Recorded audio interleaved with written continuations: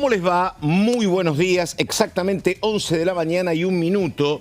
Estamos con un montón de temas porque hay una reunión convocada para las 3 de la tarde del Bloque de Unión por la Patria por un tema muy sensible y porque me están contando que en este momento está reunido el titular de la Cámara de Diputados, Martín Menem, con el secretario de Transportes y con el vicejefe de gabinete. Yo preguntaba cuáles eran los temas, si los temas tienen que ver con subsidio al transporte, por la presencia de Mojeta, pero me dicen que el tema principal de este encuentro a las 11 de la mañana es Aerolíneas Argentinas, otro tema hipersensible por estas horas aquí en Diputados. ¿Cómo le va cantando que dice buenos días? ¿Qué tal? ¿Cómo le va, Pato? Sí, exactamente. Son 2 de los 3 funcionarios que están citados para hoy a las 11 horas. Ahora en un ratito va a empezar un plenario de las comisiones de transporte y de presupuesto para debatir los 2 proyectos presentados que proponen dejar sujeta a privatización a la empresa Aerolíneas Argentinas. Como decías, Mojeta y Rolandi van a estar exponiendo. Se espera también la presencia del presidente de la empresa, Fabián Lombardo. Son los 3 citados para esta reunión de comisión convocada por sus titulares, la diputada radical Pamela Verasay y el diputado libertario José Luis Esper. Hay expectativas reducidas de poder dictaminar hoy. La mayor expectativa es dictaminar la semana próxima, pero ojo que se está hablando de una sesión para el día jueves 3 de octubre, iba a ser el 2, se está esperando ver si se puede pasar al 3 porque el 2 está la manifestación Esto es semana que viene. Claro, y en esta Cámara, a diferencia del Senado, se puede dictaminar un día antes, 2 días antes y llevar al recinto, o sea que esto se podría inclusive dictaminar el martes. Bueno, necesitamos hoy 3 horas de programa. Porque la cuestión es que la verdad pasó mucho ayer, está toda la cuestión contada por la mitad, me parece, ese momento sorpresivo que fue cuando la Comisión de Legislación Laboral suponía que podía emitir dictamen y la verdad que, bueno, eso no se produjo, no consiguieron los votos, mucha incomodidad en radicales como, por ejemplo, Martín Tetaz. Y lo otro, la reunión del bloque PRO, otro tema hipersensible como es el presupuesto 2025, con ex ministros de Economía de la gestión de Mauricio Macri, señor Cantando, ¿no? Sí, exactamente. Estuvo Nicolás Dujovne, estuvo también Hernán Lacunza ayer en la reunión de bloque del PRO. Todos los bloques tuvieron su reunión anoche. El martes es día de reunión de bloque y se debatió mucho sobre el presupuesto. Ya todos lo leyeron bien. En el caso del PRO es pública la crítica a lo que consideran no es una partida específica automática, mejor dicho, no hay una partida automática para cumplir con los compromisos de coparticipación que entienden, o mejor dicho, a partir de un fallo de la Corte de 2022, está reclamando la ciudad. También se reunió la Unión Cívica Radical, habló más que nada, según me comentaban, de lo que tiene que ver la agenda de esta semana, la agenda de aerolíneas, de otros proyectos que se van a tratar, y también se reunió Unión por la Patria, todo esto ayer por la noche. Sí. Bueno, señora Dida, ¿cómo le va? ¿Qué dice? Muy buenos días. Bien, buenos días. Bueno, efectivamente el gobierno vuelve a la carga con la privatización de Aerolíneas Argentinas. Recordemos que ya lo había intentado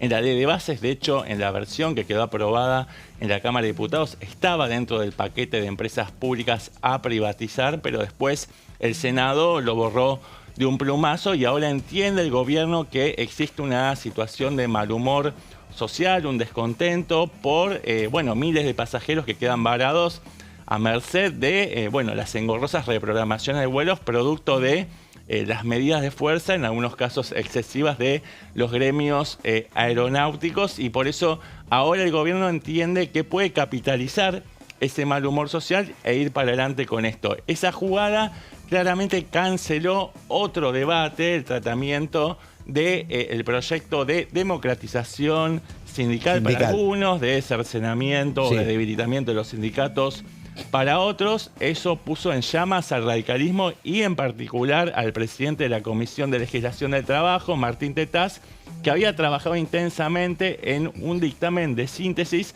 para, por ejemplo, poner un límite a la reelección de los mandatos de sindicalistas, establecer la ficha limpia gremial, para eliminar las cuotas compulsivas solidarias a los gremios. Así que bueno, eso generó tensión con los bloques dialoguistas.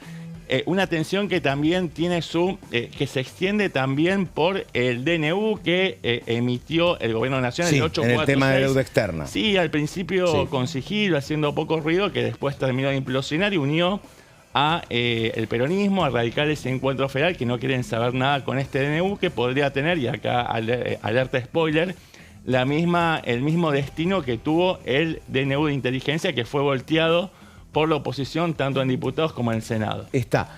Bueno, vamos a imágenes que tenemos de la reunión, justamente como señalaba recién Mauricio Cantando, donde se va a discutir la posible privatización de Aerolíneas Argentinas.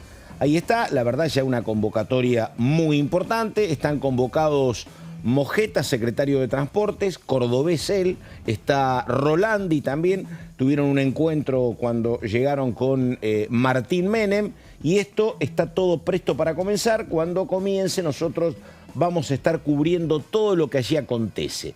En torno a lo que pasó en legislación laboral, a mí lo que me dicen es que el gobierno, y parece una medida sensata, dice, che, ya tenemos demasiado lío con el tema universitario, con la posibilidad de la marcha, estamos chocando con el sector que reclama por la educación pública. Sumarle un enfrentamiento con la CGT sería como una situación más complicada, vamos paso a paso. Se impuso ese criterio o ese principio de la Realpolitik de que no se pueden librar todas las batallas a la vez.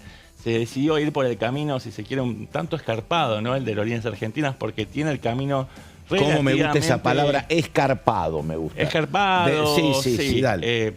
Arenoso, complicado. Sobre todo en el Senado. En diputados, dentro de todo, la correlación de fuerzas podría darle en esta dicen también, sesión perdóname, de la que habló dicen Mauricio, en el ¿no? oficialismo que la reforma gremial no atravesaba el Senado de ninguna manera, también dicen. No, que de era ninguna también manera mucho... atravesaba el Senado, obviamente, porque hay mucho gremio petrolero con incidencia en la Patagonia, y la Patagonia tiene el 25% de las bancas del Senado. Recordemos también que esta reforma era un tiro de gracia a la estructura sindical tal cual existe hoy, porque se metía, sobre todo, se mete con la cuota solidaria, o sea, la posibilidad que tienen los gremios de cobrar cuotas compulsivas dentro de los recibos de sueldo, que después cada trabajador puede o no renunciar, pero eso habitualmente no suele ocurrir con frecuencia. Al meterse con lo que es la principal fuente de recaudación de los gremios, casi que le daba un tiro de gracia al sistema como lo conocemos, y esa batalla iba a ser la más grande de todas las que está librando el gobierno. Ahí es donde el lunes, según cuentan en la Casa Rosada, en la reunión que hay a veces entre diputados y funcionarios, dijeron, bueno, si vamos por este camino, ya no nos queda más nada. Entonces, dejemos esto librado por lo menos a otro momento y vayamos por peleas puntuales como la de hoy. Sí, hubo un alto el fuego con la CGT. Ahora, perdóname, preguntas para los dos, ¿no? Sí. Primero, que es cierto que hay como una cuestión fundacional en la Unión Cívica Radical. Esto lo dice Tetaz. Ellos dicen, tenemos que volver a un punto culminante de nuestra historia, que fue la derrota que sufrieron en el año 84 con el ministro de Trabajo, que intentó esta reforma y la perdió en el mejor momento del radicalismo. 84, el senador Zapac de Neuquén votó en contra y la Unión Cívica Radical se quedó sin reforma laboral. Fue la primera derrota, van por eso. Ahora pregunto, este desaire que le hace, si querés, el oficialismo a la UCR, ¿no puede tener un costo cuando el gobierno le diga a la UCR ahora, che, acompáñame con la privatización de aerolíneas? Me parece que no. Creo No, que son batallas que el gobierno levanta distintas. banderas. Está bien. Y cada bloque político asume el costo de seguirlos o no. Está bien, por que eso. en este caso, la Unión Cívica Radical ni siquiera tiene una posición monolítica, porque votó dividido en ese momento en la Cámara de Diputados, pero la mayor parte de su bloque votó a favor de la privatización de aerolíneas. Y en este caso, como en otros, el gobierno simplemente testea a ver qué espacio político quiere acompañarlo o no. Me parece que hay mayoría de los radicales dispuestos a avalar la privatización de aerolíneas, pero en el Senado está muy difícil porque la presión más fuerte viene de los aeronavegantes de la Patagonia. Y otra vez lo mismo, la Patagonia es decisiva en el Senado para tener mayorías en cuanto al oficialismo, porque teniendo en cuenta que Unión por la Patria tiene 33 miembros y no vota este tipo de leyes, se necesitan 37 para una mayoría. Bueno, están 3 o 4 patagónicos que se sumen.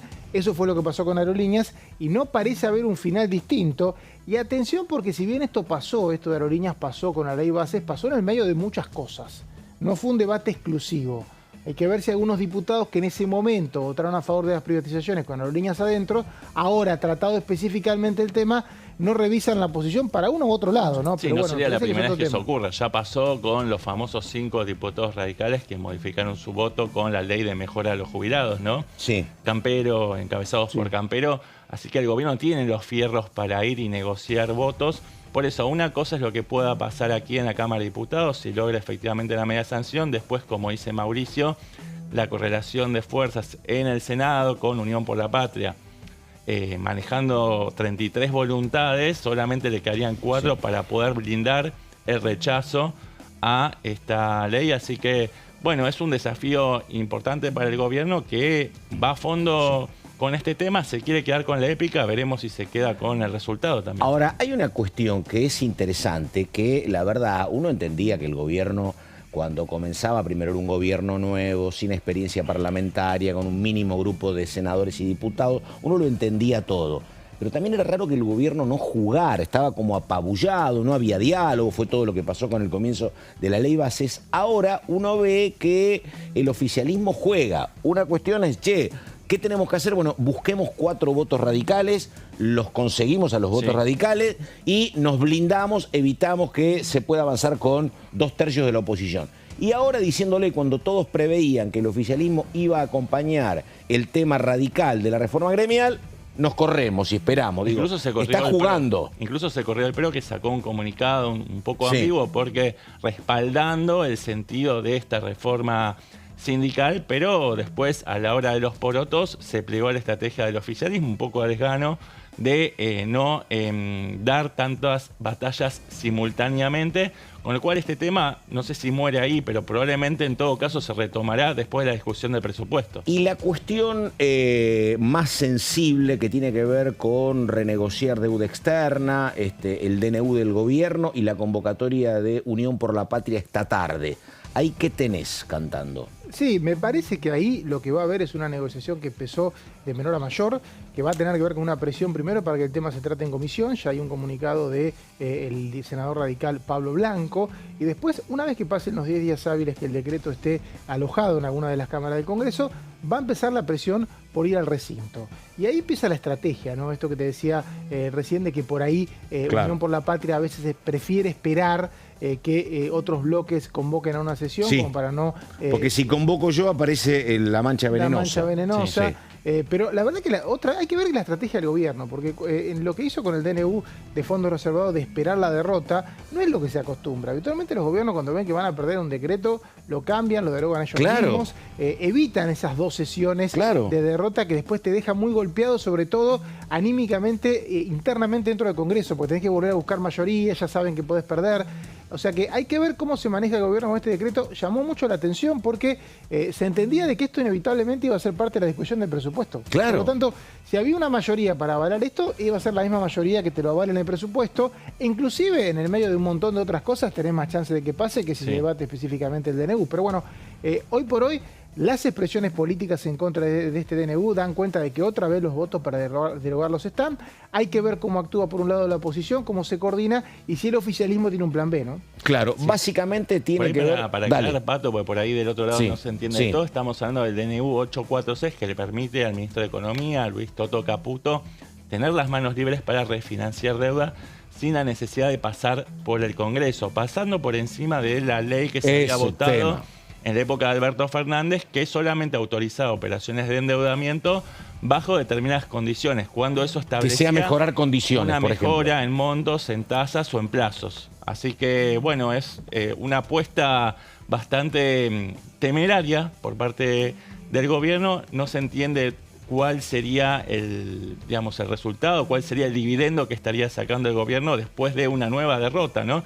Siempre el gobierno después apela a esta estrategia de reducción de daños, invocando ese principio de revelación, ¿no? Señalando quiénes son los traidores y quiénes son los leales, algo similar a lo que ha hecho en otras oportunidades el peronismo, pero esta vez con... Te diría que el kirchnerismo en el último tramo de Alberto Fernández dice, queremos dar testimonio, para mí era una novedad, ¿no? Sí. Esto es nuevo, sí. Pero esta vez con mucha más nitidez. Sí. Bueno, me dicen que ya está para presidir, para empezar, la titular de la comisión, la mendocina Pamela Verasay. Y bueno, habrá que ver porque, claro, uno tiene que recordar, lo decía recién el señor cantando, que cuando el gobierno introdujo aerolíneas argentinas entre las empresas a privatizar, justamente lo que hubo fue una mayoría que rechazaba esa opción.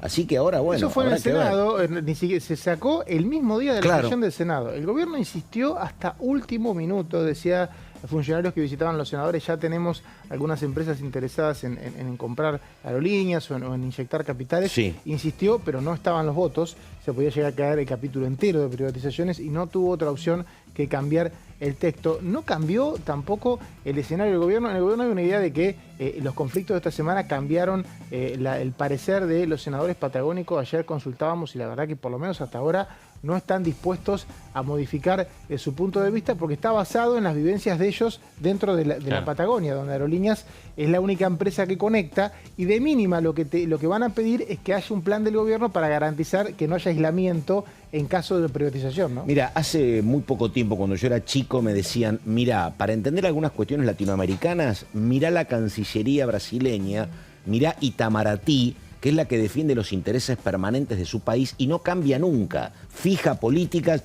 incluso con mínimos cambios, más allá de que sea un gobierno dictatorial o un gobierno democrático. Mirá Itamaraty, que es la política y los intereses permanentes. Bueno, digo, si yo traslado eso a las políticas de Estado de la Argentina, esto que voy a contar no pasó nunca en ningún país. Fíjate, desde los 90 hasta acá, son 30 años. Aerolíneas era estatal. En algún momento se la quiso vender una empresa sueca, Rodolfo Terraño. Los diputados, a las personas que nos acompañan en este plenario de la Comisión de Transporte, junto con la Comisión de Presupuesto y Hacienda, se ha convocado la reunión para poner en tratamiento 2 expedientes. El 5030D del 2024, de autoría del diputado Lombardi y otros colegas más, en donde se declara sujeta a privatización a la empresa Aerolíneas Argentinas Sociedad Anónima, y en la misma sintonía el expediente 5401, también del 2024, del diputado Juan Manuel López,